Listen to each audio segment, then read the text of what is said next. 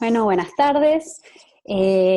Así como nos han pedido varias personas, han sido muchas las personas que nos han pedido repetir el encuentro del otro día, eh, es que, como no solíamos de grabarlo la vez pasada, vamos a grabar ahora la clase y la vamos a subir a la página de YouTube, así los que estén interesados directamente la pueden escuchar ahí grabada. ¿Mm? Por supuesto que acá sin las preguntas, bueno, y algunas cosas que tuvimos ahí más interactuadas durante nuestro encuentro del otro día. Antes que nada nos presentamos.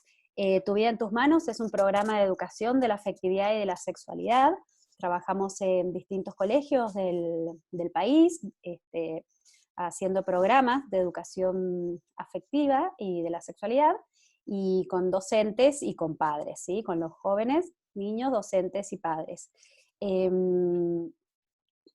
Después al final les voy a poner mi correo, mi teléfono por si necesitan hacer alguna consulta, alguna pregunta, no duden en comunicarse con nosotras, y también pueden buscarnos en la página de Facebook o de Instagram, Tu Vida en Tus Manos.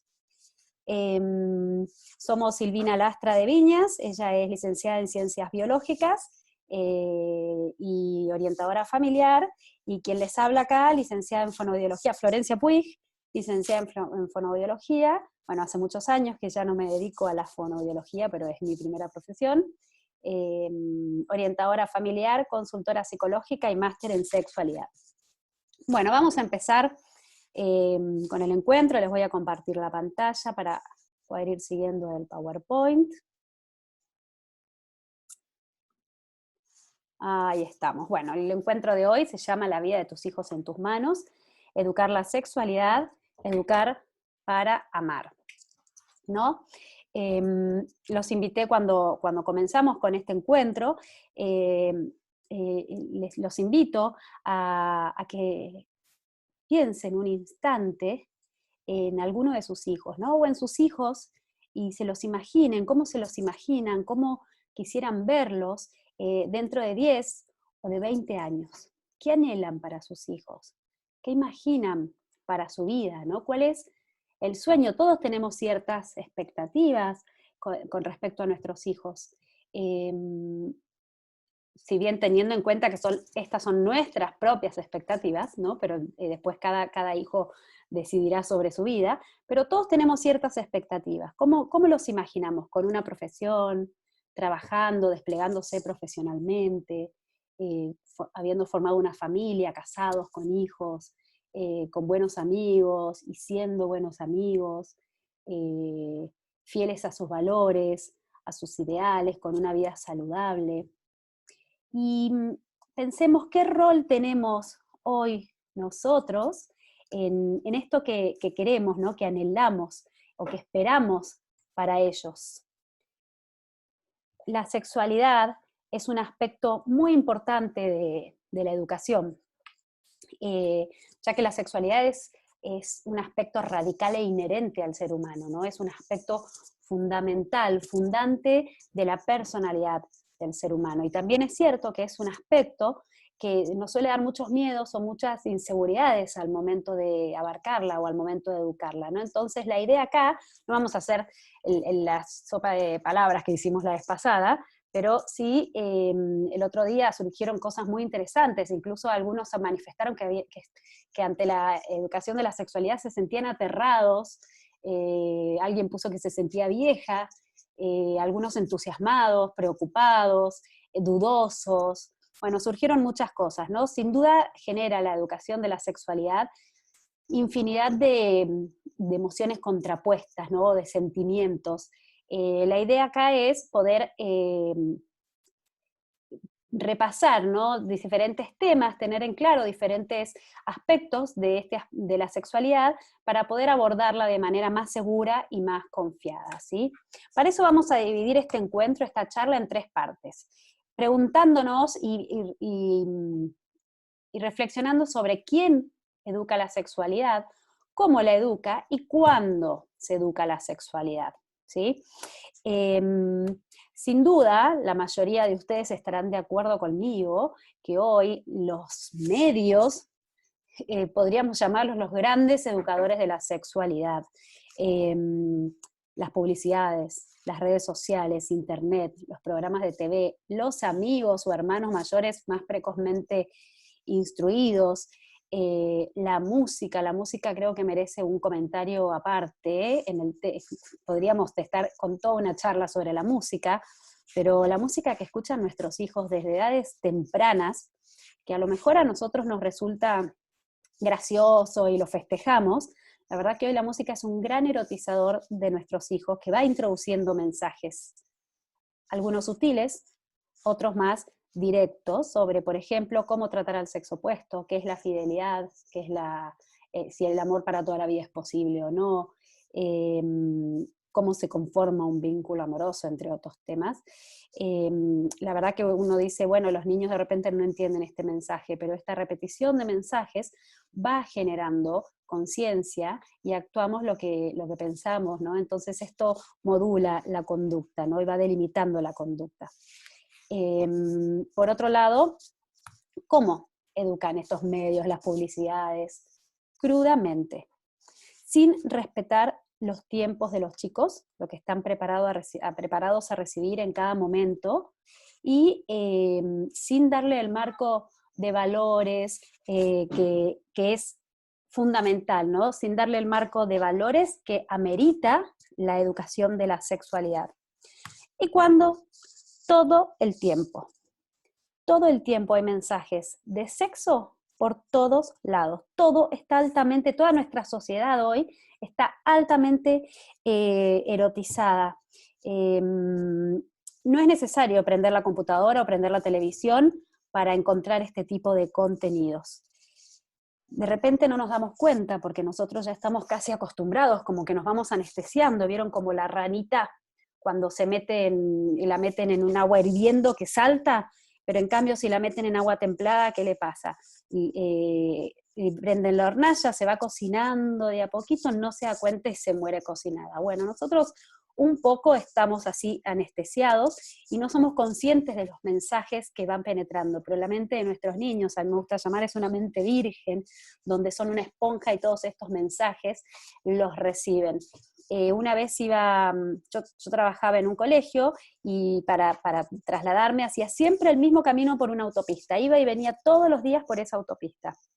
Y un día mi hija mayor, que en ese momento tendría 5 años, faltó al colegio y la llevé conmigo a trabajar, y iba conmigo en el auto atrás, y de repente mira un cartel de una publicidad que había en la autopista, enorme, era un cartel de una propaganda de un celular que yo veía todos los días, pero sin duda nunca me había detenido a mirar, que era una chica con 2 pechos bien exuberantes y un celular en el medio de los pechos, y mi hija me dice, ¿por qué esa chica está mostrando sus pechos si al cuerpo hay que cuidarlo y no hay que mostrarlo?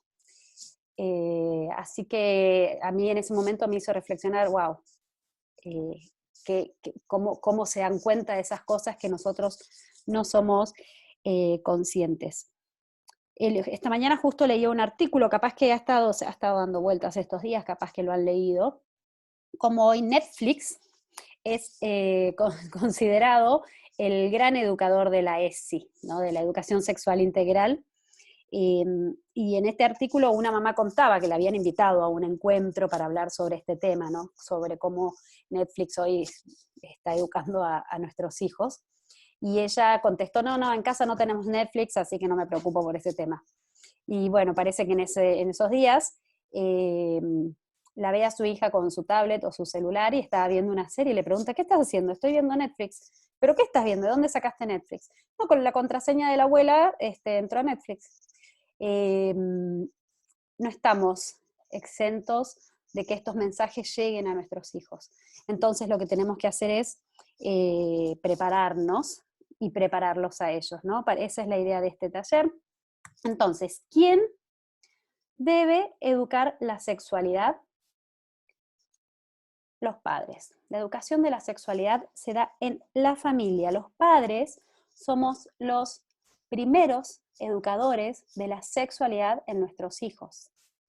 Esto no es solo un deber, sino que también debemos reclamarlo como un derecho que nos pertenece como padres. Y yo en esto soy muy firme y muy insistente.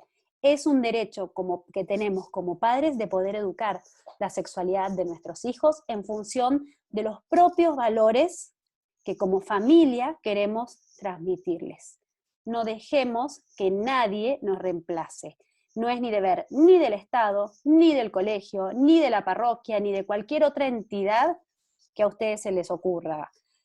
Y se lo digo como directora de un programa de educación de la afectividad y la sexualidad. Dirán, bueno, está loca, no. Esto es un derecho de los padres. Hay contenidos que tienen que ver con la sexualidad que es exclusiva responsabilidad de los papás. Luego, el colegio o la entidad en las que ustedes depositen su confianza apoya en esta educación, sobre todo dentro del marco de valores que acompañan a la sexualidad y dentro del marco biológico, ¿sí? Por eso es tan importante cuando uno elige, por ejemplo, un colegio, que uno esté de acuerdo al ideario, a los valores que tiene ese colegio, porque si no el mensaje que reciben nuestros hijos es muy inconsistente y muy incoherente, y eso es uno de los peores errores en la educación. Entonces, hay contenidos de los cuales vamos a ir viendo un poquito, que son exclusivos, me parece que no estoy grabando, me olvidé de grabar, esperen que me fije.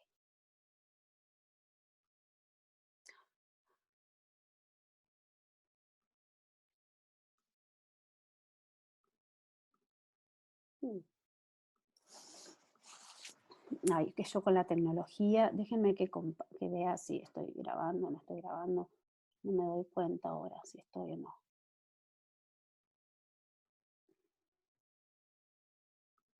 ¿Cómo hago para volver a la reunión acá? Ah, sí estoy grabando. Bueno, perdón por este, pero bueno, me pareció que no estaba grabando. Bueno, volvemos, ¿sí? Como decía, es exclusiva responsabilidad de la familia. Además, es en la familia donde cada persona es o debiera ser aceptada incondicionalmente por quien es. Es en la familia en donde cada persona es única, original, irrepetible y es valorada, no por lo que hace o por lo que tiene, sino por lo que realmente es. La educación de la sexualidad en la familia se da de una manera natural, espontánea, intuitiva, casi sin pensarlo. ¿A través de qué? A través del amor, ¿no? Lo que pasa que hoy en día, por la época que nos ha tocado, ni mejor ni peor, diferente, como padres es importante que nos formemos en este aspecto fundamental de la persona, ¿no? Para acompañar en su educación y para preparar a nuestros hijos, para que llegado el momento en que reciban esta información que llega de afuera, que les aseguro, se los firmo, que esa información va a llegar, aunque nosotros no queramos tener Netflix, los tengamos hiperprotegidos dentro de casa, hoy está al alcance de un clic. A la salida, cuando salimos a la calle está. Entonces, esa información va a llegar. Y este es el eje de esta charla, de este encuentro. El eje es tener las herramientas para preparar a nuestros hijos para que llegada esa información ellos la reciban de otra manera y puedan decir, epa, a ver, ¿es esto lo que yo vengo conversando en casa, lo que a mí me han transmitido o lo que a mí me han enseñado? ¿Sí? Porque imagínense que la mente de nuestros hijos, el cerebro de nuestros hijos, es como un gran teatro de sillas vacías, ¿no? Cuando la persona nace, estas sillas, cada una de estas sillas está vacía. Y al final de nuestra vida, en cada una de estas sillas se ha sentado una idea, un concepto, un pensamiento, un hábito, una creencia. Una vez que una idea se asienta, es mucho más difícil de sacarla para sentar otra idea. Y si esta idea se repite, con más razón se fija en esa silla y es mucho más difícil de sacarla. Esto modela convicciones, en este caso, en relación o acerca de la sexualidad humana. Y en función de esto, es como cada uno de nosotros toma decisiones y actúa. ¿Qué ideas acerca de la sexualidad se están asentando en la mente de nuestros hijos?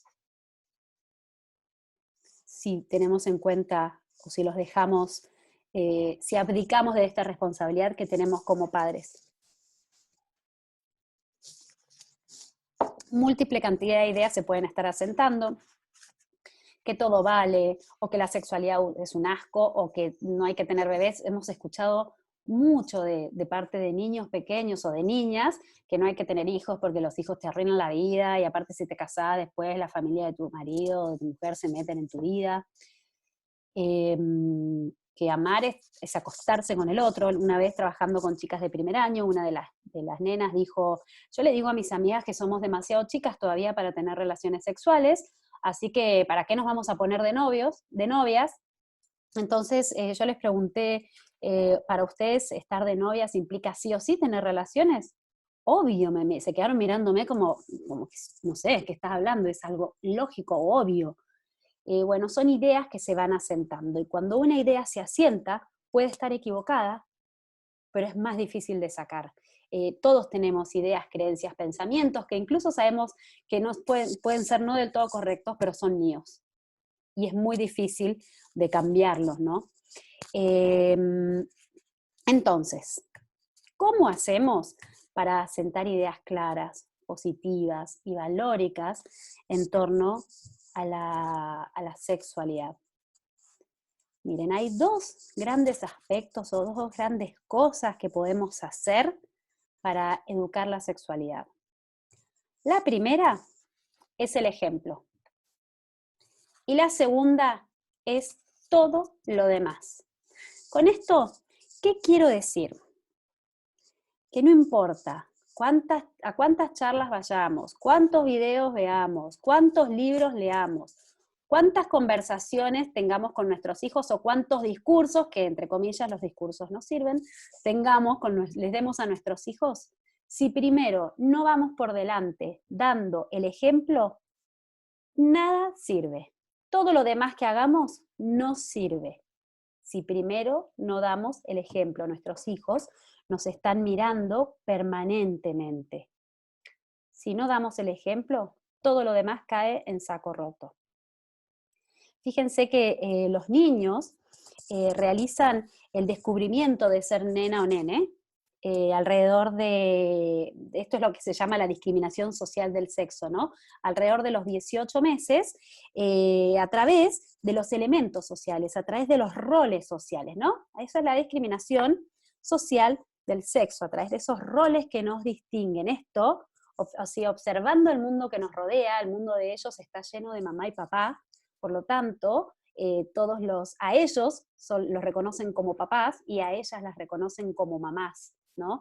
Y a través de estos papás y mamás, ellos es que van conformando esta imagen social de varón y de mujer. Y los distinguen por su forma de vestirse, por su forma de expresarse, por la forma de trabajar, por la forma de comunicarse. Esto no quiere decir que estos roles tengan que ser rígidos, ¿no? O inflexibles. Al contrario, estos roles es importante que sean flexibles. Por ejemplo, todos en casa tenemos ciertos roles. En mi casa generalmente cocino yo, mi marido tira la basura, como que cada uno tiene ciertas cosas que están como más o menos definidas, pero si mi marido no está, la basura trato de tirarla yo. Entonces, como que es importante que estos roles sean flexibles y a partir de estos roles y las conductas imitativas de estos roles es que comienza el proceso de identificación sexual. Y empiezan en este proceso de identificarse con uno o con el otro, empiezan a captar el valor de una mujer y de un varón. ¿Según qué? Según la valoración que sus padres transmiten a través del modo de tratarnos, a través del modo de amarnos, a través del modo de comunicarnos, de cómo nos expresamos entre nosotros. Esa es la forma en que vamos transmitiendo el valor que tiene el varón o la mujer. Y son los inicios de la educación de la sexualidad. Recién, alrededor de los 3 años, es cuando el niño descubre su genitalidad, ¿no? Es lo que llamamos el descubrimiento genital del sexo. Pero hasta ese momento, la educación ha sido exclusivamente testimonial, dada a través de la experiencia del niño, de lo que el niño ve, ¿sí? De la convivencia, de la expresión natural de la familia, de manera natural, espontánea. Luego, cuando comienzan las primeras preguntas del niño, esta educación testimonial se complementa con verbalizaciones, pero nunca es reemplazada. La educación testimonial se va a dar para siempre y ahora va a ser reforzada a partir de los 3 años más o menos con el lenguaje.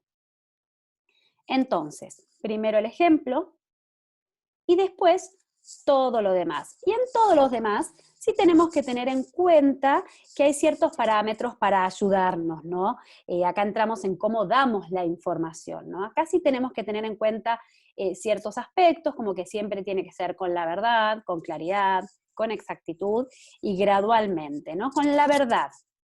Es necesario manejarnos siempre con la verdad. Esto no quiere decir que de golpe le vamos a mandar todo el choclo de cómo se hacen los bebés y una clase de fisiología o de anatomía, no. Sino que la verdad se va develando según las posibilidades psicoafectivas y las posibilidades intelectuales de nuestro niño, según lo que esté preparado para recibir. Lo que sí que hay que tener en claro es que cuando a un niño se le miente, como el niño tiene un pensamiento totalizador, él puede pensar, si me mienten en esto, me mienten en todo. O también puede pensar, mi papá de estas cosas no tiene ni idea, así que de esto mejor ni hablo con él. O también puede pensar, de esto no se habla, porque este es un tema tabú, es prohibido, ¿no? Si papá le pregunto algo a papá y papá inventa algo, el niño también dice, esto es prohibido, ¿y eso qué hace? Genera aún más curiosidad en el tema, ¿sí? La veracidad es una condición indispensable para que haya solidez en el vínculo, porque esto refuerza, solidifica la confianza, ¿sí? Y aumenta la credibilidad en papá y mamá. Por otro lado, la claridad, ¿no? No tenemos hay que nombrar las cosas por su nombre, eso le da naturalidad a lo que le decimos, le saca el matiz de esto místico, así como prohibido o tabú, que como decíamos, aumenta la curiosidad, ¿no? Cuando nosotros le damos al niño el nombre correcto de las cosas, esto le da seguridad a los niños y les permite sentirse confiados para en otra instancia que quieran volver a nosotros, puedan hacerlo con confianza para seguir resolviendo sus dudas. San Clemente de Alejandría ya decía que no hay que avergonzarse de nombrar lo que Dios no se avergonzó de crear. Por supuesto, con un lenguaje claro, fácil, ¿no? Cotidiano, de acuerdo a lo que el niño puede recibir, con explicaciones sencillas, con un tono afectivo amoroso, ¿no? Y la mejor respuesta es la que realmente cubre la inquietud de lo que nuestro niño eh, quiere saber. Ahora, ¿cómo hacemos para saber cuál es realmente la verdadera inquietud? Y esto es como un arte, ¿no? Y ese arte está ahí de identificar con precisión cuál es su inquietud. Y a esto es a lo que le llamamos la exactitud, ¿no?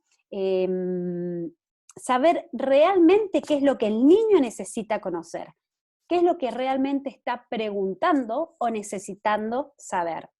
Y en la experiencia vemos que la forma que más nos ayuda en esto, más acertada, es la técnica o la regla de la repregunta.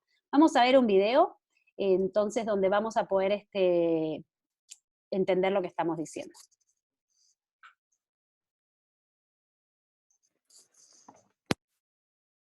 Yes, darling. What's Virgin mean? Sorry, darling? What does virgin mean? Girls and boys, I mean grown-ups, bodies are different, but they're made to fit together in a very clever way, like a jigsaw. Like the jigsaw's grandpa does? Yes. I mean, no.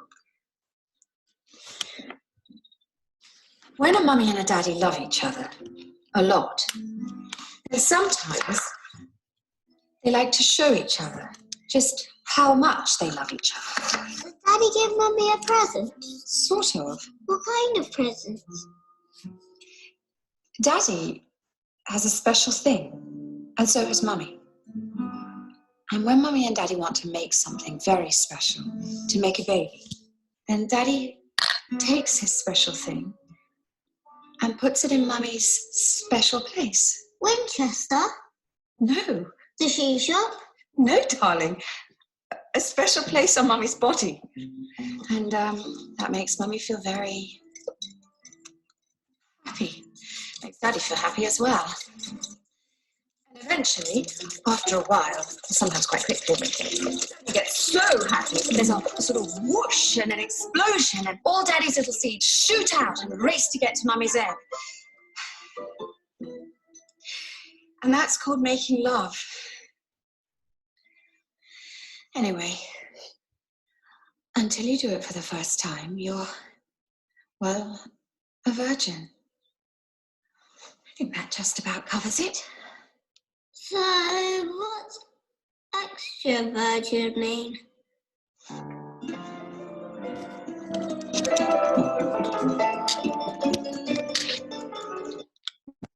Para que esto no nos pase, esta regla o estrategia o técnica de la repregunta nos puede realmente aproximar de manera mucho más asertiva a cuál es realmente la inquietud del niño, ¿no? Preguntándole dónde lo escuchaste, por qué querés saber eso, o a qué te referís exactamente, o devolviéndole la pregunta para ver si es eso lo que quiere saber. El otro día, cuando hablábamos con esto con mi papá, él me contó de una anécdota de mi hermana cuando era chiquita, tendría 6, 7 años, y estaban cada uno en su cuarto, y mi hermana a los gritos desde su cuarto le pregunta a mis papás, le dice, mamá, ¿qué es pene?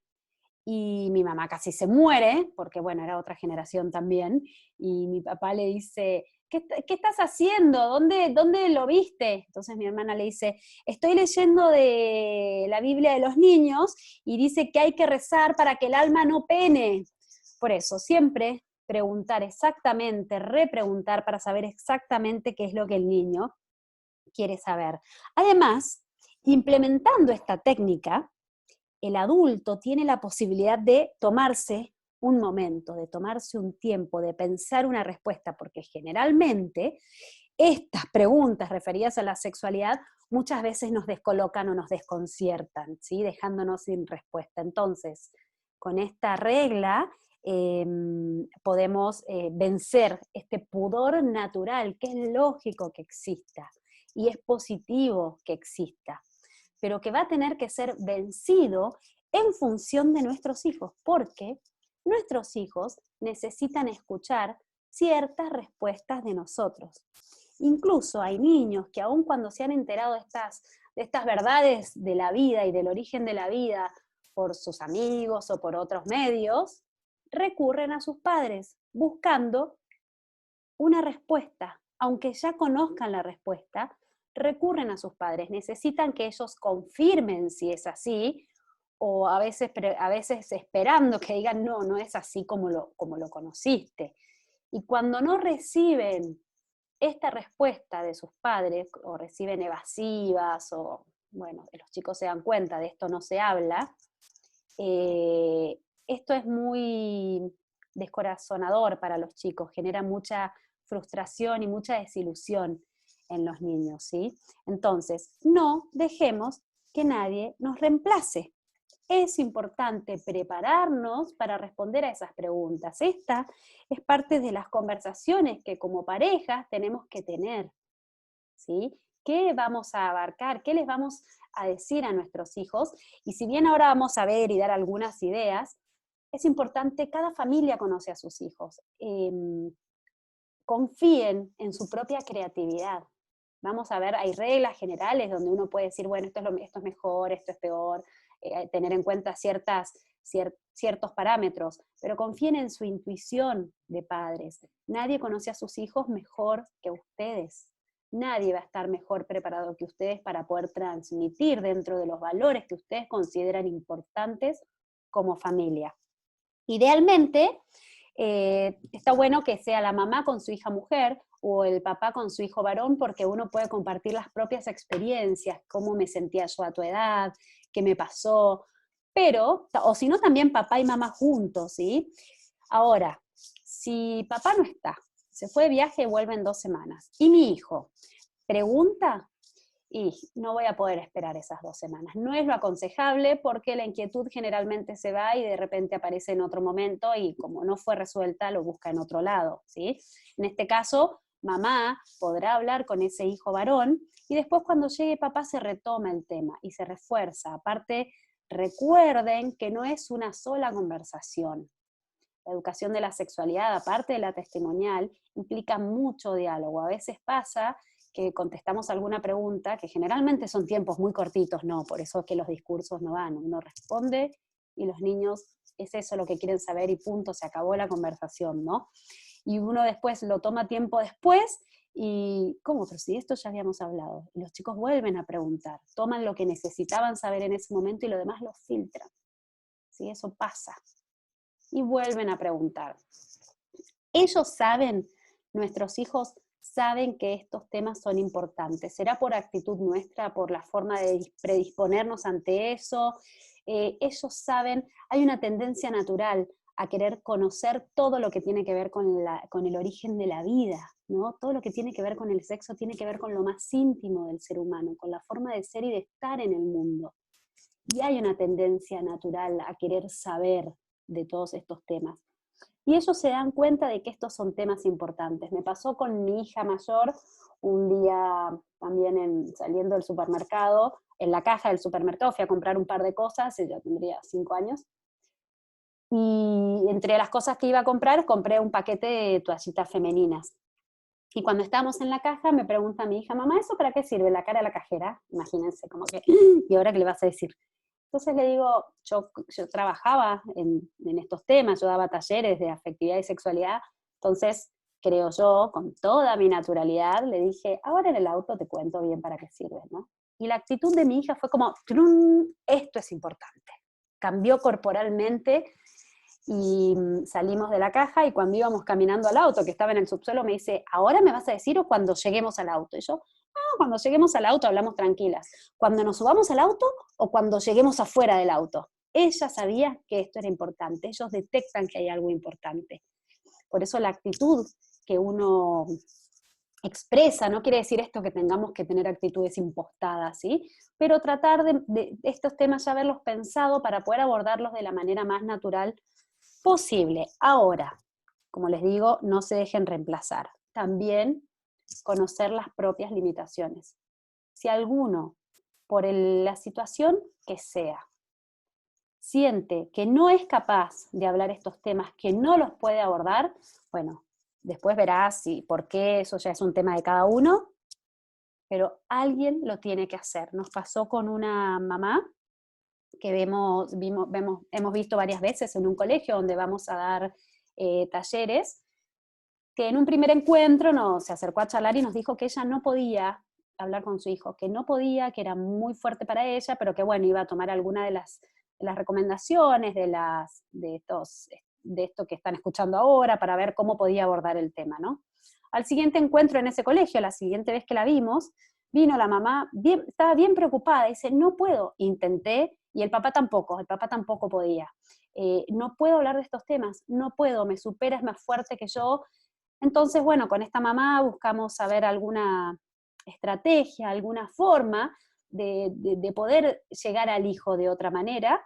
Esta mamá al final pidió ayuda a una hermana de ella y y trató de generar la conversación con el hijo, con la hermana presente, y la mamá le dijo, ella fue muy honesta, lo pudo hacer, y le dijo que ella estos temas no los podía conversar con él porque se angustiaba mucho, le daba mucha vergüenza, pero que quería que pudiera contar. Entonces, bueno, ahí estuvieron conversando con la tía, y la tía en este caso se convirtió en la referente para todos estos temas de este chico. En este caso, la verdad que así anduvo muy bien, ¿no? Busquemos los recursos que tengamos a nuestro alcance para convertirnos en los educadores de la sexualidad de nuestros hijos.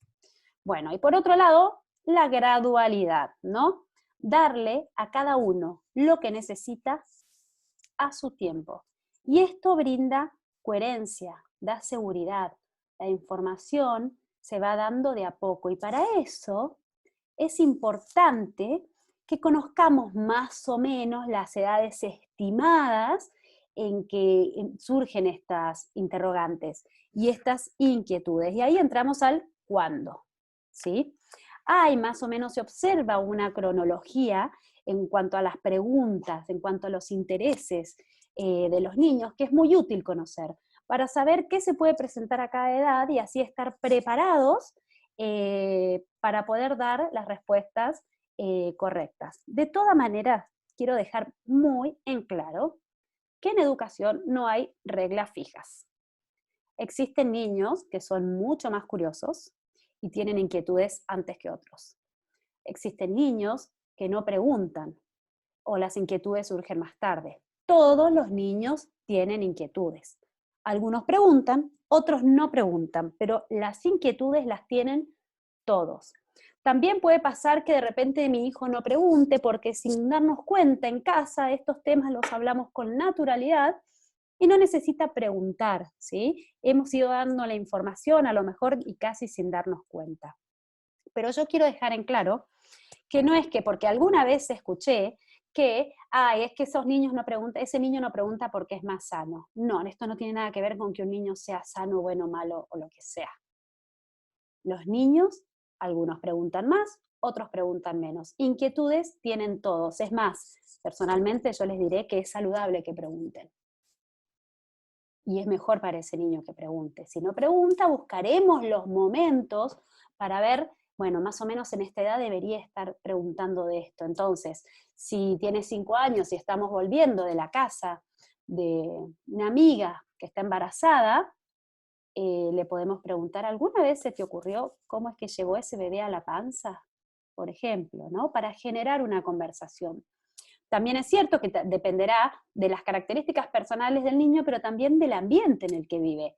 Un niño mayor, un hermano mayor de 6 hermanos, ha visto a su mamá embarazada un montón de veces, entonces es probable que esta inquietud de cómo llega el bebé a la panza, y que, bueno, esto después es como, va siguiendo un sentido lógico, ¿no?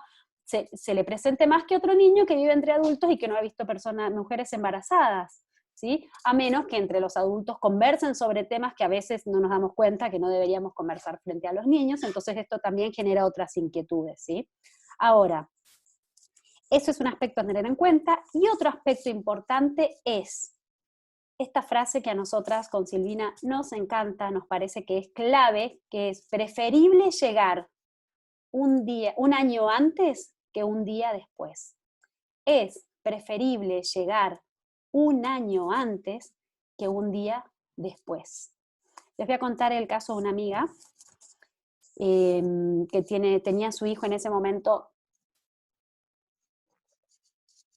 10 u 11 años, y yo le decía, bueno, ¿hablaste con tu hijo? ¿Le dijiste a tu marido que hable con él sobre estos temas? No, me decía, no está ni ahí.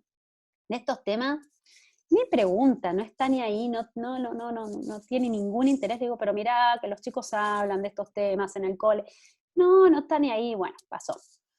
Un tiempo después me llama y me dice, no sabes lo que pasó. ¿Qué había pasado? Resulta que su papá en algún momento dijo, bueno, voy a ver si puedo generar alguna conversación, y le empezó a preguntar, no sé cómo fue, que cuando el papá trató de sacar el tema, el hijo se puso muy, muy violento, muy incómodo, dijo, de esto no quiero hablar, de esto no quiero hablar, de esto no quiero hablar, esto. El papá, bueno, le fueron respetando y después fueron generando en diferentes momentos, diferentes conversaciones, hasta lograr poder conversar con su hijo. ¿Y qué les dijo este chico? Que había ido a lo de un amigo y habían visto pornografía. Y por si fuera poco, ya de por sí la pornografía es violenta, imagínense para el adulto, imagínense para la mente de un niño, ¿no? Es violenta, grosera. Habían visto una violación en pornografía, cómo violaban a una mujer de manera explícita en un video pornográfico. Ese fue el primer acercamiento de este niño en lo referido a la conducta sexual. Y este nene le dice a su papá, eso es lo que vos le haces a mi mamá. Recuerdan la teoría del teatro. Una idea que se asienta, y si esa idea está cargada de afectividad, de emociones, de sentimientos, más se fija todavía. Por supuesto que con este chico se trabajó, se tuvieron múltiples conversaciones para poder cambiar esa imagen, ¿no? Pero qué diferente hubiera sido si el papá ya hubiera hablado con el hijo un año antes que un día después, si hubiera podido conversar antes, y este chico igual hubiera sido violento y agresivo, mirar eso, pero hubiera estado preparado para decir, no, esto no es lo que a mí me dijeron, esto no es lo que mi papá me dijo. Recurro a él, o ya tengo una idea previa, o puedo decir, eso no es, o sea, están preparados para recibir esta información que, como dijimos al principio, les va a llegar. De todas maneras, retomo esa frase, siempre es preferible un año antes que un día después. De todas maneras, recordemos que hay veces que nuestros hijos pueden no estar preparados para cierta información y generalmente en la experiencia lo que nosotras vemos es que la filtran. Si no están preparados, esta información pasa y toman lo que necesitan de eso. Entonces, vamos a ver un poco, bueno, la encuesta hoy obviamente no la vamos a ver, pero ¿desde cuándo se educa la sexualidad? Algunos autores, generalmente muchos dicen, bueno, desde que nacen, desde que empiezan a reconocer los nombres de los genitales. Hay autores que consideran, a partir de estudios, que la educación voy a prender la luz, que la educación de la sexualidad comienza desde el momento de la concepción, porque todas las actitudes propias de la madre, sobre todo del padre, para ese bebé que viene en camino, son claves también, después en su desarrollo de la sexualidad. Los sentimientos de aceptación o no de esa nueva vida, el sentimiento de aceptar o no el sexo del bebé, la forma de comunicarse con ese bebé que está en la panza, la forma de comunicarse de papá con ese bebé. Hay estudios que avalan esta idea de que esto es percibido de manera ya inconsciente por esa persona que está en desarrollo, ¿no? Pero en cuanto a lo que tiene que ver con las preguntas específicas, ya vimos que a los 18 meses, más o menos, tiene que ver con los roles, ¿sí? Sexuales. Luego, alrededor de los 3 años, es cuando surgen las primeras preguntas y tienen que ver con el descubrimiento genital del sexo, ¿no? Generalmente se refieren al nombre de los órganos genitales, la diferenciación de los órganos genitales entre varón y mujer. Esto coincide, fíjense, con el comienzo del desarrollo del sí mismo, ¿no? Empiezan a desarrollar el yo, reconociéndose diferentes al resto, y el comienzo del desarrollo de la propia intimidad, ¿sí? Recuerden que es importante dar el nombre correcto a los órganos sexuales.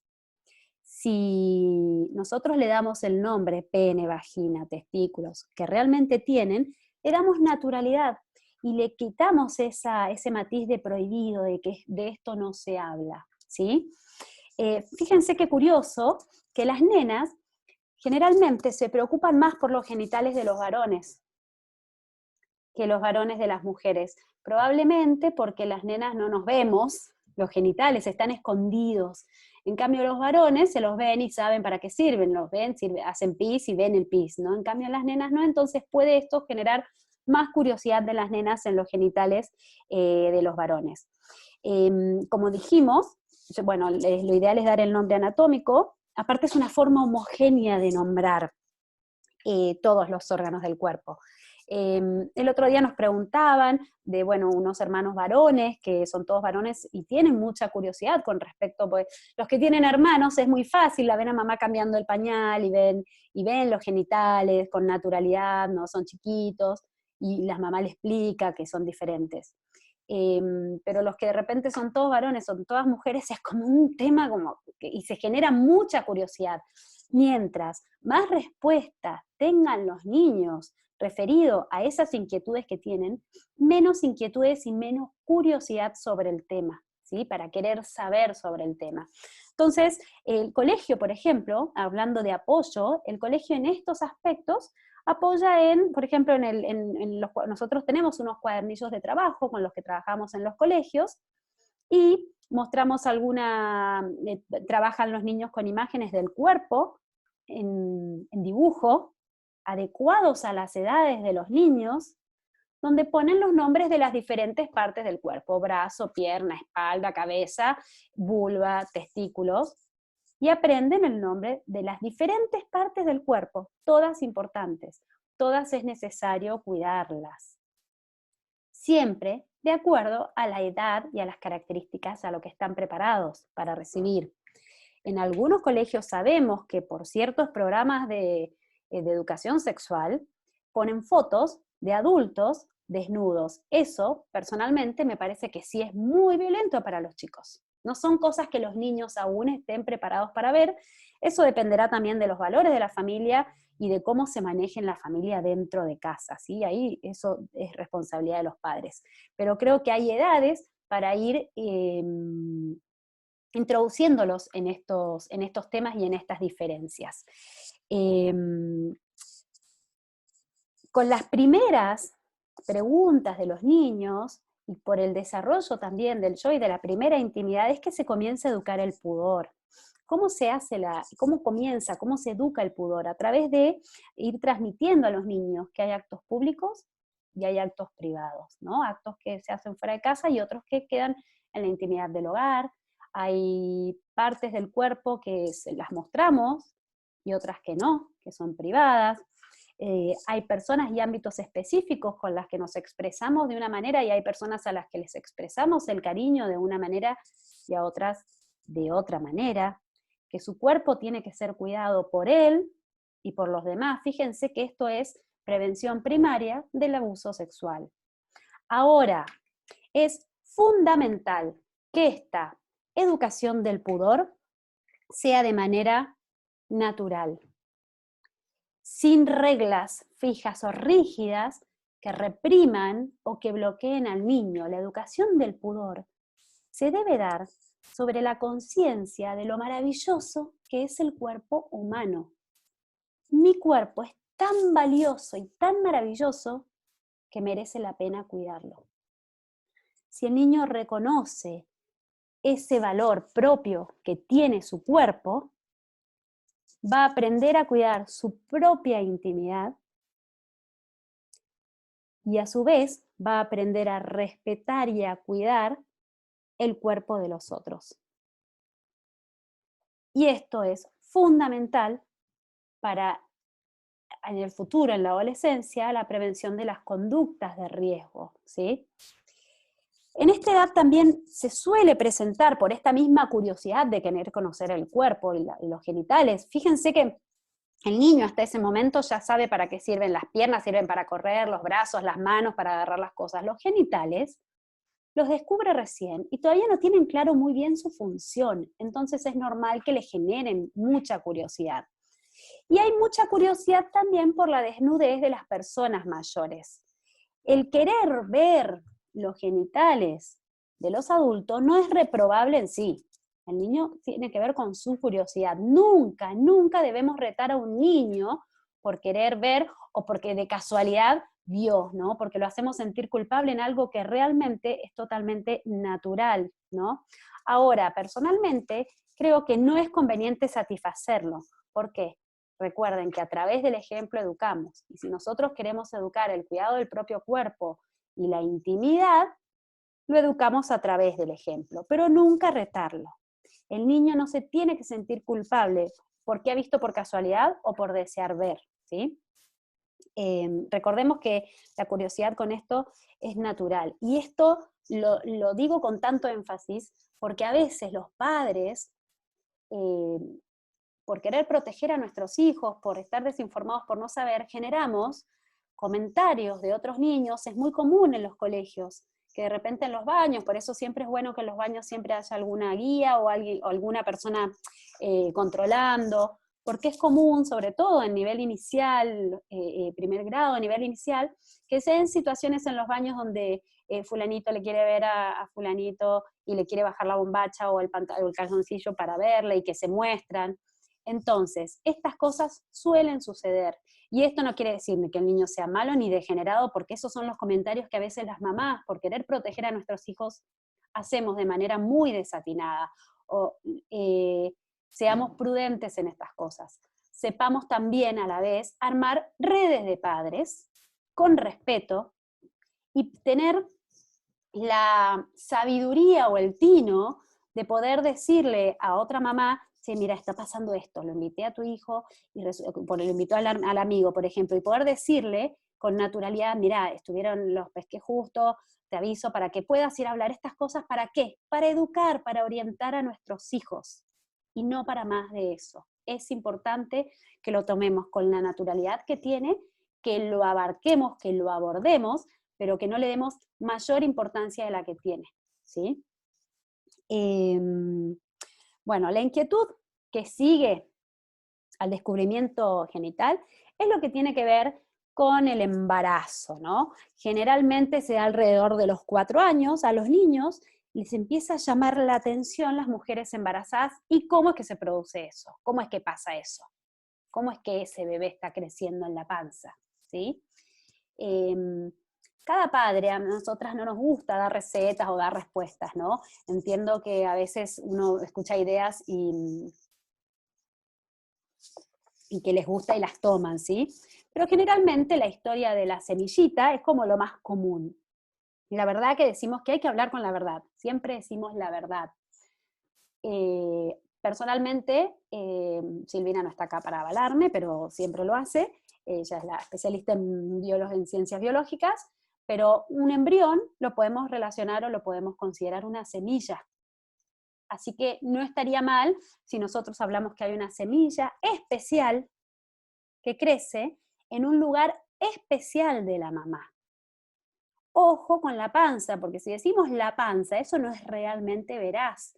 Es un lugar especial en la panza. Y cuidado con esto porque recuerden que el pensamiento de los niños a esta edad es mágico y concreto.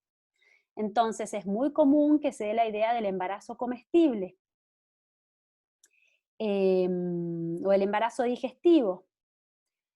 Que las niñas, y esto en las niñas genera mucha angustia a veces, creyendo que se comen una mandarina y dicen, ay, me voy a quedar embarazada. Hay niñas que no lo manifiestan, pero que generan mucha angustia.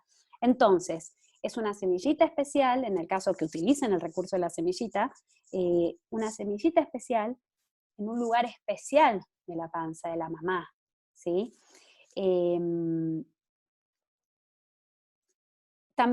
Sí, no, de eso lo voy a decir después, bueno, no importa.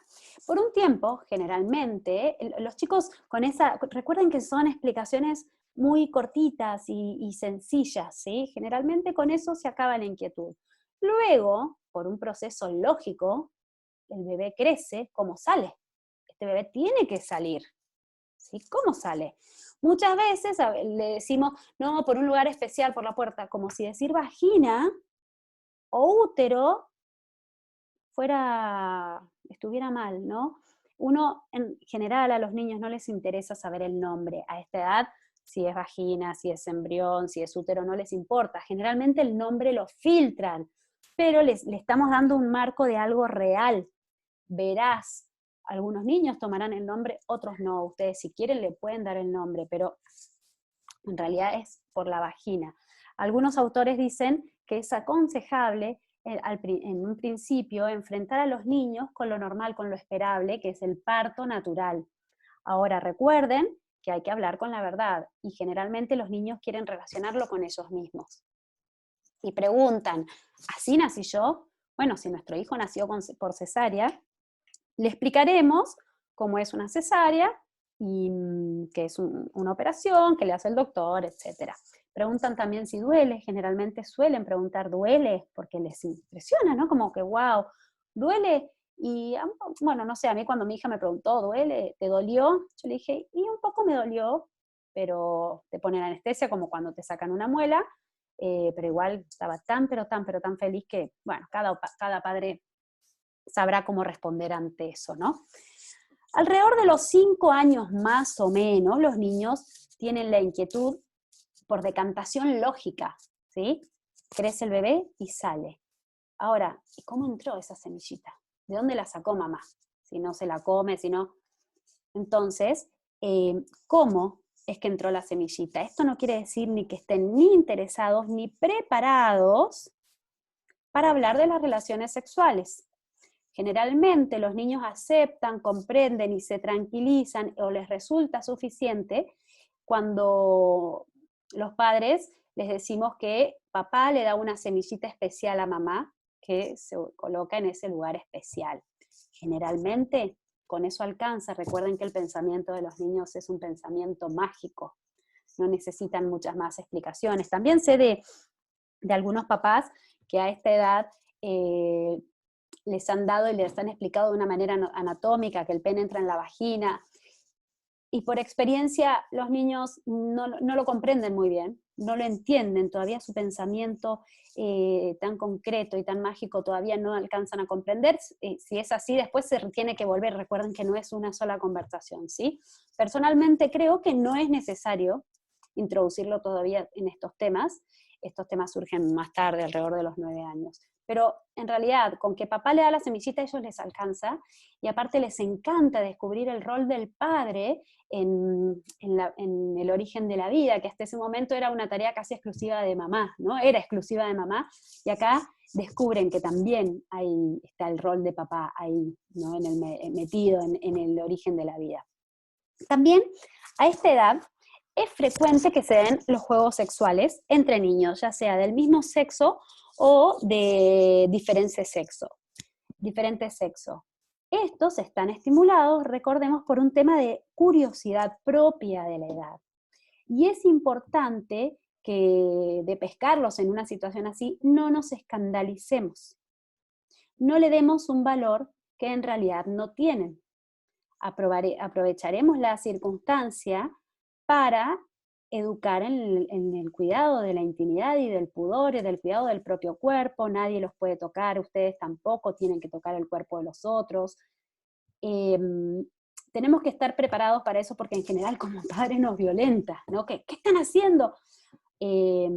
Importante, y lo reitero, a los padres, hagamos cadenas.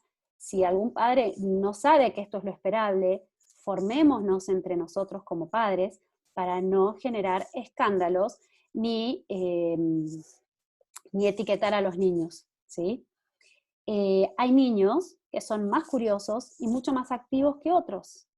Si yo sé que mi hijo es muy curioso y muy activo con todo este tema que tiene que ver con la sexualidad y tiene muchas inquietudes, y viene un amigo a jugar, y voy a estar atenta. Porque además, incluso aunque los mismos niños lo generen, y por esa picardía de querer saber, aparte como les dije, ellos se dan cuenta que acá hay algo, ¿no? Entonces sé que a mamá esto le molesta, entonces con más razón, como que hay niños más rebeldes. Aún cuando buscan estos juegos por un tema de curiosidad y de exploración y de conocimiento del propio cuerpo y del de los otros, como el tema de la intimidad sexual es tan propio, está tan arraigado propio de nuestra naturaleza, genera sentimientos incómodos en ellos, ¿no? Sentimientos de culpa, sentimientos de incomodidad, ¿no? No me siento bien con esto. Entonces también es bueno que podamos conversar con los niños sobre cómo se han sentido, ¿no? No me gustó lo que pasó, porque uno los ve, bueno, estás incómoda. ¿Y por qué estás incómoda? ¿Sabes por qué? Porque tu cuerpo tenés que cuidarlo, porque no tenés que permitir que otros lo toquen, y vos tampoco tenés que tocar las partes privadas de los otros. Bueno, me estoy alargando, pero me parece que es importante, ¿no? Primero, para no darle el valor que no tienen nada que ver con juegos eróticos, pero sí para orientarlos y educarlos aprovechando las instancias de educación para la intimidad y el pudor. También a estas edades es muy frecuente que se presente lo que nombramos o lo que conocemos como masturbación infantil, o mejor dicho también autoestimulación, ¿sí? Genital. Es tan frecuente en varones como en nenas. ¿Qué pasa? El niño, como decíamos antes, descubrió su genitalidad, no sabía para qué sirven, descubre también a través del tacto, se empieza a tocar, y descubre que hay sensaciones más o menos agradables que se desprenden de los órganos genitales. Esto no tiene ningún componente erótico, simplemente es una conducta exploratoria y de conocimiento, de autoconocimiento de su propio cuerpo. No tiene ningún componente erótico. ¿Cómo deberíamos actuar en esos momentos si vemos a nuestro hijo que se está tocando? También a veces es frecuente, por ejemplo, que se froten con el brazo del sillón si están viendo tele, o con algún peluche, o con objetos, ¿no? Se frotan, porque se dan cuenta que tienen sensaciones diferentes y más o menos agradables. Deberíamos cambiarles de actividad, vení, ayúdame, ayúdame a hacer esto, que no nos turbemos porque el niño lo percibe. Si uno lo reta, lo prohíbe, o ¿qué estás haciendo? Es muy común, ¿qué estás haciendo, cochino? Deja de tocarte, no sé. El niño genera más ansiedad y se estimula la conducta autoestimulatoria. Si el niño ve la turbación del adulto, esto genera más ansiedad y estimula la conducta. Entonces, cambiamos de actividad y nos ponemos a hacer otra cosa. Ahora, hay algunos especialistas que consideran que, bueno, que hay que estimularlo porque tiene que ver con el conocimiento. Personalmente, nosotros estamos más en la línea y más de acuerdo con otros especialistas que consideran que no está bueno promover la masturbación infantil. No hay que retarlos, como les dije, mucho menos enojarse, pero tampoco es bueno promoverla. ¿Por qué? Esto genera sensaciones agradables, al niño le gusta autoestimularse, y esto con el tiempo y de acuerdo a las características del niño se puede hacer un hábito, ¿no? Sobre todo en ciertas personalidades más introvertidas, que se puede hacer un hábito y quedarse asentado incluso durante la adolescencia. Y convertirse así la masturbación, ya con un componente erótico, en una forma de descargar tensiones cuando hay un factor ansioso. ¿Qué pasa en este caso? Este niño o este adolescente se pierde la oportunidad de poder desarrollar sus propias habilidades afectivas, habilidades sociales, para hacer frente a situaciones estresantes o ansiosas de la vida que todos tenemos, porque tiene un mecanismo de descarga, por otro lado, ¿sí?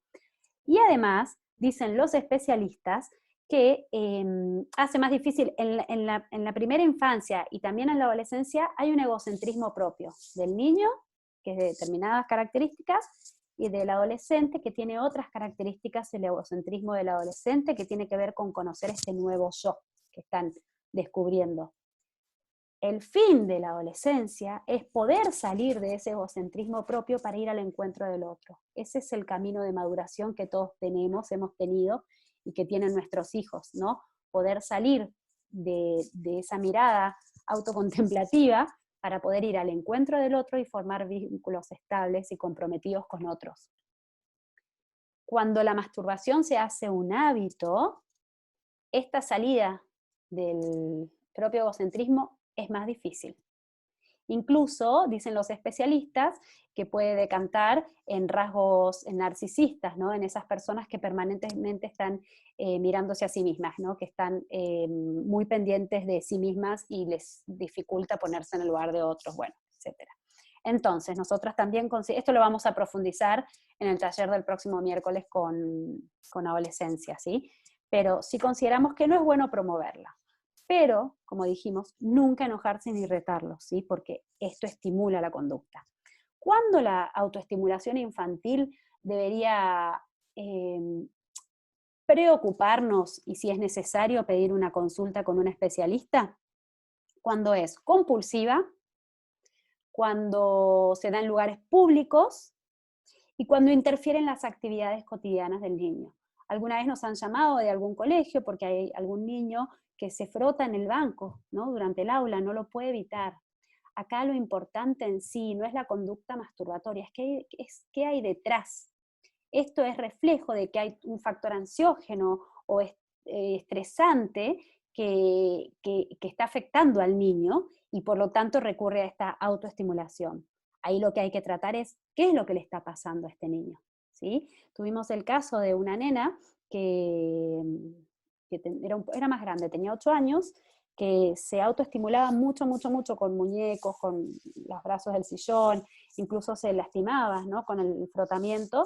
No solo eso, generalmente se acompañan de alguna otra conducta, ¿no? Pero ella se mordía los puños de la ropa, se mordía el pelo, a veces también se rajuñan o se sacan los pellejos y se lastiman, se suelen acompañar de otras conductas. Bueno, indagando en la consulta, vimos con la familia que, bueno, esta familia durante ese año había pasado muchas situaciones bastante estresantes y complejas, un papá que estaba sin trabajo, 5 mudanzas en un año, bueno, se habían mudado de la casa de los abuelos a la otra, la verdad situaciones que para el adulto son complejas y cree que los niños de repente no les va a afectar, bueno, indudablemente sí afectan. Con esta nena que se trabajó con su mamá, compraron un cuaderno especial y todas las noches conversaban sobre cómo se había sentido ella ese día. La mamá lo escribía, la nena lo escribía, ella empezó a dibujar cómo se había sentido. Bueno, en 2 semanas la conducta prácticamente desapareció, cuando la nena pudo empezar a expresar cómo se estaba sintiendo, ¿no?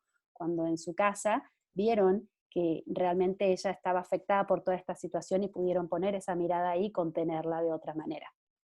Pero bueno, como digo, no nos turbemos, nos ocupamos, pero nunca retarlos o enojarnos. Luego, entre los 6 y los 9 años, ¿cuánto tiempo llevo? No puedo ver. Bueno, entre los 6 y los 9 años, que esto coincide con la entrada al colegio, ¿no? A la escuela primaria. Generalmente hay lo que se llama un tiempo de latencia. Las inquietudes de los niños como que quedan adormecidas, como que no hay nuevas inquietudes, aunque hoy en día, generalmente gatillado por toda la información que reciben del medio ambiente, de los programas, de los amigos de la tele, pueden surgir preguntas. Acá es importantísimo, recuerden la regla de la repregunta. ¿Dónde lo escuchaste? ¿Quién te lo dijo? Si se lo dijo un amigo, ¿bajo qué contexto? ¿Qué te dijo tu amigo? Es importante para poder captar informaciones que de repente no estén de la mano de nuestros valores, para poder hacer esos ajustes y tener nuevas conversaciones con nuestros hijos. Pero generalmente en esta época uno refuerza lo ya conocido. Ya lo dije, lo reitero, que no es una charla, son muchas charlas, vuelven a preguntar lo mismo, uno lo explica de otra manera, los chicos se quedan pensando en esto y vuelven a formular la pregunta, ¿sí? En esta edad también se le empieza a dar forma a la conciencia moral, y para esto el niño tiene que aprender a formular juicios críticos de las cosas. Los padres tenemos la labor, la misión de ayudar a nuestros hijos a que elaboren sus propios juicios morales, sobre todo a partir de los 7 o los 8 años, ¿no? ¿Cómo se hace esto? Es importante dejarlos hablar y escucharlos, que den sus motivos, que puedan decir cómo se sienten, que cuenten su propia experiencia de lo que viven y los sentimientos que están puestos en juego. ¿Por qué? Porque mediante la expresión verbal, el niño va sacando las propias conclusiones de lo que vive, de los sentimientos, de los valores involucrados en lo que está viviendo. Si nosotros no permitimos esto, y en mi casa las cosas se hacen así porque yo lo digo, y acá no se discute, a nosotras nos preocupa mucho, sobre todo pasa con los adolescentes, cuando un adolescente nos dice, en mi casa no se puede hablar de nada, porque mi papá dice, acá las cosas se hacen como digo yo y no se discute. ¿Qué pasa con esto? Hay niños más dóciles, otros más rebeldes, pero los niños que dicen, bueno, yo tomo esto, esa no es una conciencia moral autónoma. Viene dada por lo de afuera, como se llama heterónomo, que es cierto que hay estadios en la adquisición de la conciencia moral, ¿sí? Pero en algún momento esta conciencia moral tiene que ser autónoma. ¿Para qué? Para que estas decisiones sean propias y no de afuera, porque si no, ante la primera dificultad o ante la primera presión, es muy difícil mantener una idea, un valor, una conducta que se asienta en una idea moral. Entonces, escuchémoslos. La educación consiste más en escuchar que en hablar y en dar el ejemplo, que en hablar. Entonces los escuchamos, los ayudamos, mostrándoles, por supuesto, que cada hecho, cada conducta tiene una consecuencia. Por ejemplo, a ver, resulta que mi hijo invitó a un amigo y no le quiere prestar los juguetes. Vos prestás porque acá en esta casa somos todos generosos y se prestan los juguetes. Lo he escuchado, ¿no? Tenés que ser generoso. Distinto a ver, ¿qué pasa? ¿Por qué no querés prestar tus juguetes? No, porque me los va a romper y no quiero, son míos. Bueno, entiendo que tengas miedo que se te rompan, ¿sí? Pero si vos invitás a un amigo y no querés compartir, ¿cómo se siente tu amigo? ¿A vos te gustaría que te pase lo mismo? ¿Te gustaría volver a invitarlo y que después no quiera venir y que no quieran venir otros amigos o que no te inviten más? O sea, metemos los sentimientos involucrados, las consecuencias que tienen. Entonces, de esta forma, todo este aprendizaje se va haciendo propio y también educamos en la responsabilidad que cada uno tiene en función de las elecciones que realiza, ¿sí? Bien. Alrededor de los 10 años, más o menos, es lo que es tercero, cuarto, quinto grado, surge el tema de las relaciones sexuales. Comienzan las inquietudes propias de la relación o la conducta o el acto sexual. En esta época, como cada niño varía, algunos preguntan antes, otros preguntan después, surgen lo que conocemos como los iniciadores, ¿no? Que se enteraron antes y se lo cuentan a sus amigos. ¿Cuál es el problema de enterarse del origen de la vida propiamente a través de los amigos? Que generalmente estos lo presentan como una unión meramente física y que aparte rodeada de guácala, generalmente genera comentarios como qué asco, ¿no? Como una picardía, ¿no? Lo comentan como si fuera una picardía. Si bien mamá y papá, esta es una de las conversaciones, este es uno de los temas que es de exclusiva responsabilidad de mamá y papá. Este es uno de los temas que tenemos el derecho como padres de transmitírselo a nuestros hijos y dándole el marco de valores que como familia consideramos importantes. Si a nosotros papás nos da miedo decir que el pene entra o penetra en la vagina, nos da vergüenza y no lo podemos hacer, ustedes sepan con seguridad que a la tele no le da vergüenza, que a las publicidades no le da vergüenza, que la pornografía que está a un clic del alcance de la mano de sus hijos no le da vergüenza. Entonces, tratemos de vencer estos pudores para poder transmitir el sentido de un acto sexual verdaderamente humano. Entiendo que no le vamos a explicar probablemente a nuestros hijos que es una unión psicofísico, afectiva, espiritual, de donación, ¿no? Que uno a lo mejor diría es la mejor forma, en algún momento esto se puede conversar cuando son más grandes, pero sí como padres le damos el marco que realmente tiene, que es una forma de expresar el amor maravillosa, donde lo que une a esos dos, a esa pareja, a ese papá y a esa mamá, es el amor. Cuando mi hija me preguntó, uno se complica mucho, uno dice, ay, no, y la verdad que generalmente, de acuerdo a mi experiencia, ustedes después me podrán poner, me encantaría escuchar anécdotas o experiencias de gente que nos escuche, pero mi experiencia fue, yo ya daba talleres hacía tiempo y mi hija todavía no preguntaba, alrededor de los 9, 10, y un día íbamos en el auto, que ellos se quedan pensando, como decíamos, el auto es un gran generador de conversaciones, ¿no? Porque van mirando por la ventana, yo creo que es porque van perdidos con sus pensamientos, y son inquietudes que están presentes en ellos. Y de repente mi hija dice, pero mamá, ¿cómo es que entra la semillita del papá? ¿No? Como decíamos, decantación lógica, se va dando.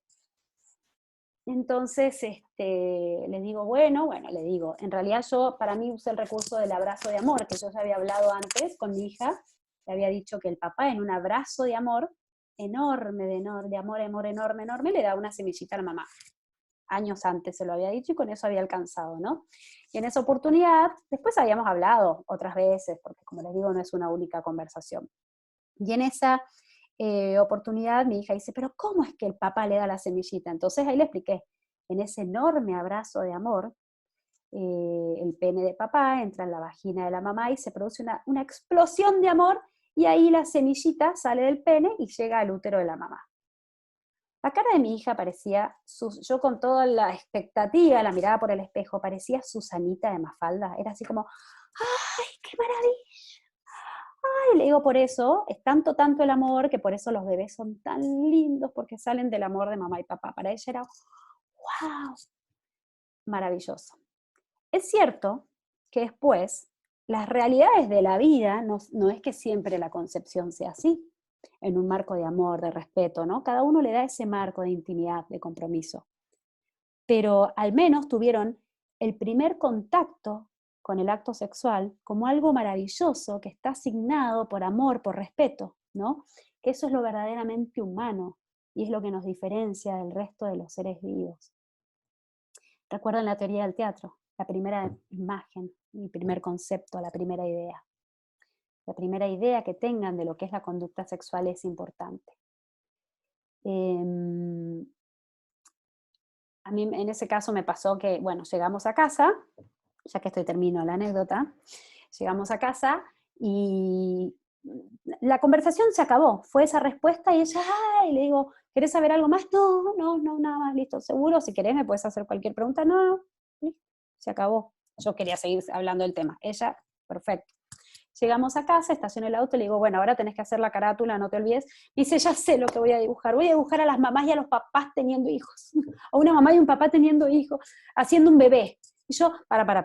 Bueno, ahí me había faltado yo de la emoción, de la no sé cuánto, y me quedó, no, la intimidad, esto es algo íntimo. Ahí le dije, no, fíjate que no, los papás y las mamás no andan haciendo bebés por ahí. Así que, ¿esto por qué? Porque es algo muy íntimo, muy propio de cada mamá y de cada papá. Es solo de ellos. Y también ahí aproveché para hablar con ella de qué lindo poder conversar estas cosas nosotras juntas, y tus amigas, es lindo que también lo puedan conversar con sus mamás, cada una con su mamá, así que esto mejor tiene que ver con, bueno, la intimidad, así que mejor que esto no se lo cuentes, no porque sea algo prohibido, yo se lo presenté desde un marco de vista positivo, es tan lindo conversar esto con mamá, que ojalá tus amigas tengan la posibilidad de hablarlo con mamá y no entre ustedes, ¿no? Y ella, la verdad, que lo tomó y como una regla casi. Pero bueno, a medida que van aumentando los conocimientos, las preguntas, las libertades del niño, porque a esta edad el niño empieza a tener más responsabilidades y más libertades,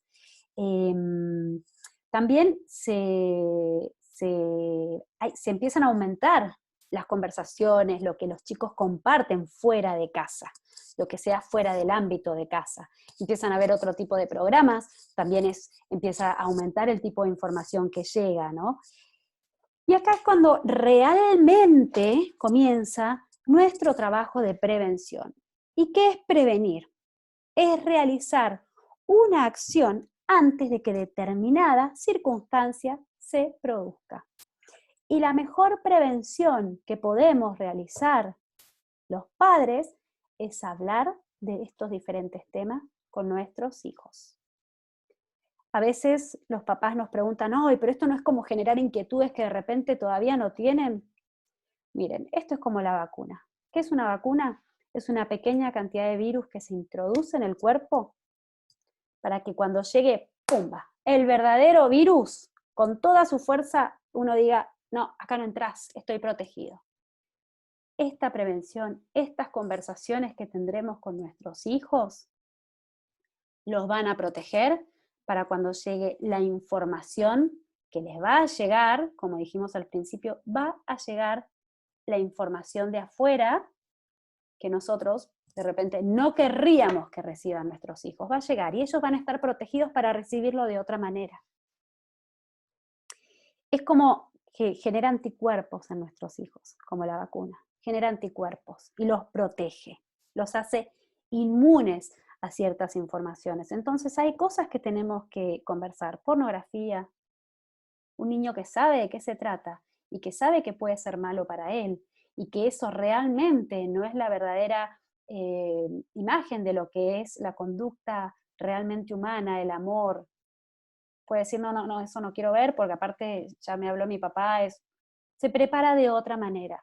Adicciones, promiscuidad, o sea, hay un montón de temas que que deberemos comenzar a conversar con ellos. Chicos de 6º grado, 1er año, nos han preguntado sobre sexo anal, sexo oral, enfermedades de transmisión sexual, aborto, muchísimos temas. Así que creo que cada uno, de acuerdo al conocimiento que tiene de sus hijos, debe empezar a abordar de a poco estos temas. Fíjense que en 6º grado, generalmente el 6º o 7º grado, depende de la escolaridad, ya se habla del aparato reproductor en el colegio.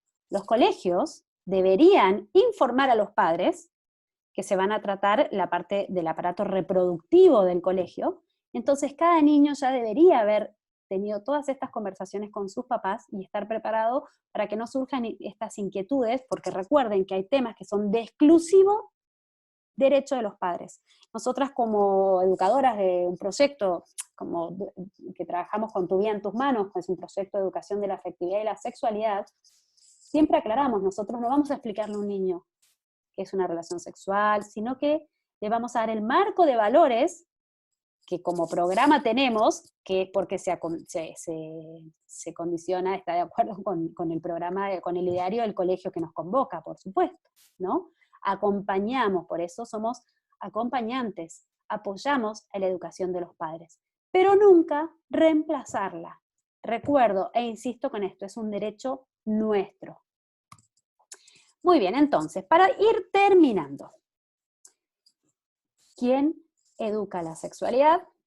Repetitiva hasta el cansancio, derecho, deber y derecho de los padres, con los valores que cada uno transmitimos y queremos transmitir como familia. ¿Cómo? Siempre con la verdad, con claridad, nombrando las cosas realmente por su nombre. Tengo una amiga que es profesora de biología y la llamaron del colegio, ella hace 15 años atrás, la llamaron del colegio de sus hijos porque sus hijos nombraban, ¡ay, me pegaste en los testículos!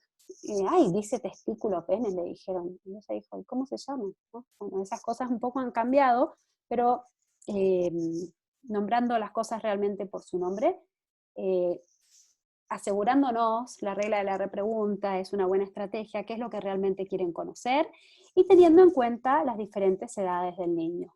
¿Y cuándo? Siempre es preferible un año antes que un día después. Cuando nosotros damos información que nuestro hijo no está preparado para recibir, la filtra. Generalmente esta se va, pasa, y vuelve, toma algo, toma lo que necesita en ese momento y vuelve a preguntar. Recuerden, no dejen que nadie los reemplace. Todo vacío tiende a llenarse. Lo que ustedes no les den a sus hijos de la forma en que ustedes consideren que sus hijos merecen recibir, de algún lado lo van a sacar. Esa información va a llegar de algún lado. Bueno, si tienen preguntas, pueden mandarnos preguntas a través de la página, ahí tienen el Facebook y la cuenta de Instagram. Les doy el mail, por ahí no figura, pero les doy mi mail directamente, es florpuig@gmail.com. florpuig@gmail.com. Se pueden comunicar y nos pueden hacer las preguntas que necesiten.